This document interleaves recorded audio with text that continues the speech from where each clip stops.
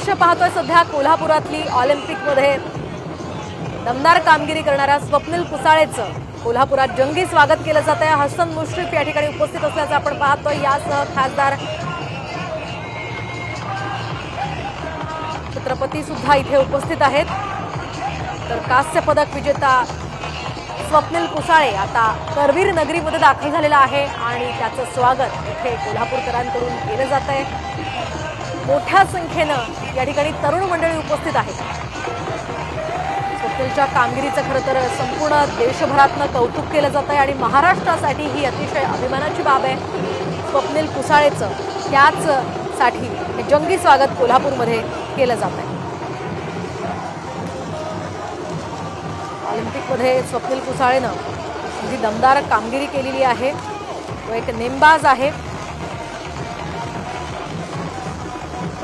आणि रेल्वेमध्ये टीसी म्हणून तो कार्यरत होता आणि ऑलिम्पिकमधल्या कामगिरीनंतर आता त्याला प्रमोशन सुद्धा मिळालेलं आहे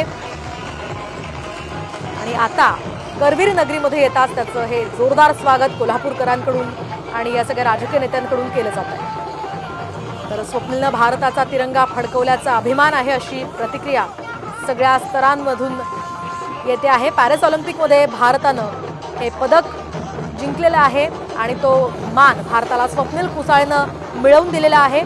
नेमबाज स्वप्नील कुसाळेनं 50 मीटर रायफल 3 पोझिशनच्या पुरुष गटामध्ये हे कांस्य पदक जिंकलं होतं आणि स्वप्नील कुसाळे खरं तर मूळचा कोल्हापूरचा आहे आणि ऑलिम्पिकमध्ये घेतलेल्या या भरारीमुळे देशभरातून त्याच्यावर कौतुकाचा वर्षाव होतो। तर स्वप्नील कुसाळे हा महाराष्ट्रातील कोल्हापूर जिल्ह्यातला आहे। नेमबाज म्हणून त्याची ओळख सर्वत्र आहे। ताराराणी चौक ते दसरा चौकापर्यंत आज कोल्हापुरातनं त्याच्या स्वागतासाठी ही मिरवणूक काढण्यात येणार आहे।